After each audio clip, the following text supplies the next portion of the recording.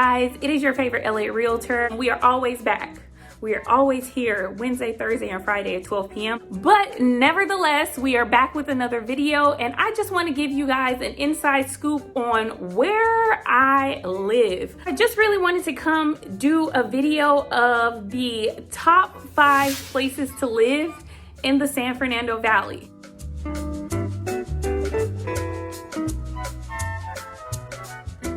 Valley is basically a hunk of a bunch of suburbs on the other side of the hill, like right past Hollywood, next to the mountains. It's still LA connected outside of the city. I can imagine this is where like Sweet Valley High came from. If you've ever watched Clueless, there was some scenes in Clueless that was filmed in the Valley. So, you know, we all want to be a Valley girl. I never thought when I moved to California, like an LA girl is one thing, but a Valley kid is a totally different thing.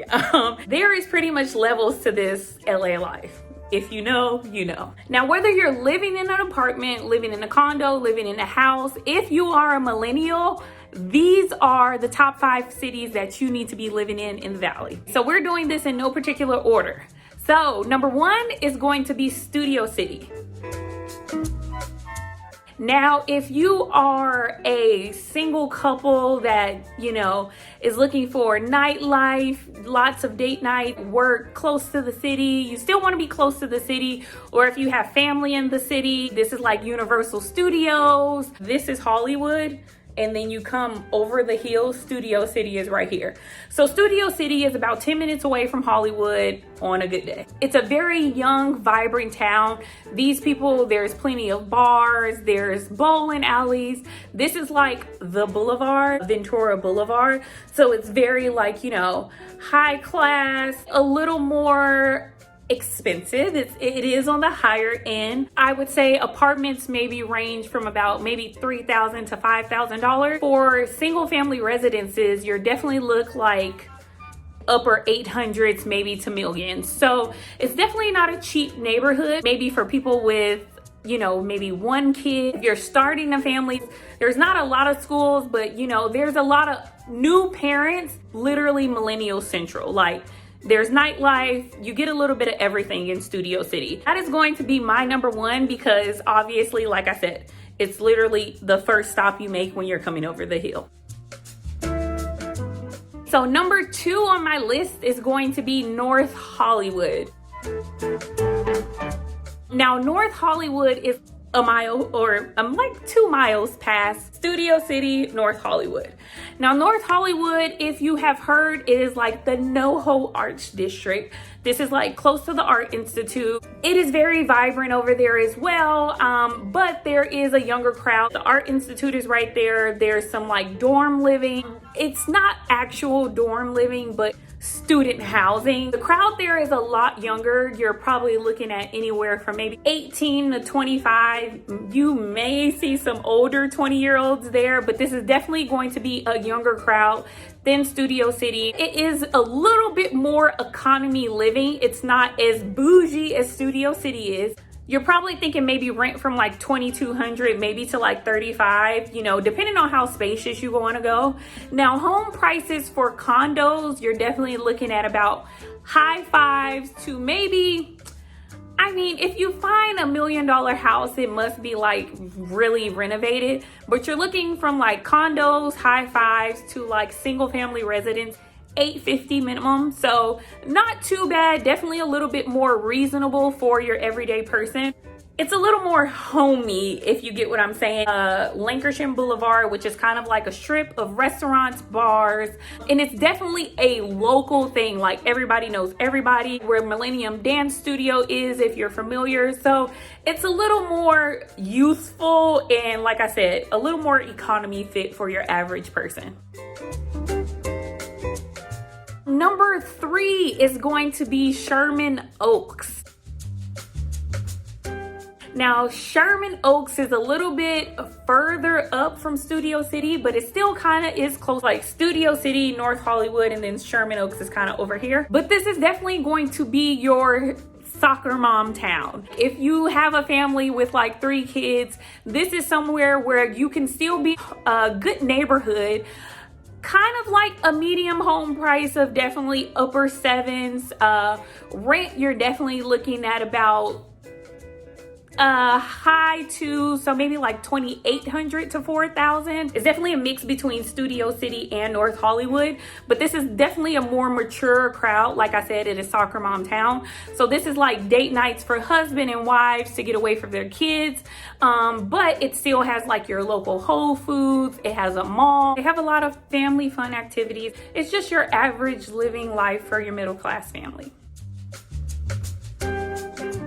Number 4 on my top places to live in the Valley, it is going to be your most suburban town. It's like a city within a city, if that kind of makes sense. So number 4 is going to be Burbank. When you say you're living the all-American dream, most of these people live in Burbank. So there's like downtown Burbank, which is pretty much like its own downtown city, just average living. Like I said, downtown Burbank, which has a strip of scenery, shops, plaza. If you live in Burbank, you never have to leave Burbank. Burbank has everything that you need, from food, Costco, Whole Foods, Sprouts, Trader Joe's. It has a mall. It has, furniture. Like literally, this is a town that comes with its own rules, very economy fit, but it also has its higher end as well. So that is why I pretty much say this is like for your average person that's just living, kind of the American dream, because even if you're renting in Burbank, they have upper class apartments, they have middle class apartments. And I mean, it's kind of hard to get like lower class apartments. Even what they would consider lower class, maybe like low 2000s, are actually really, really good. But your average home value in this area is still going to be maybe between $500,000 all the way up until $2 million. But it has an array of things to, actually look forward to. The airport is there. They have hotels and everything. So it is a part of the San Fernando Valley, but it's still kind of its own little nook and cranny. If you're a millennial and you're just moving to California, this is a great starter place it's not too far, not too close from everything. And it's still really great to venture out.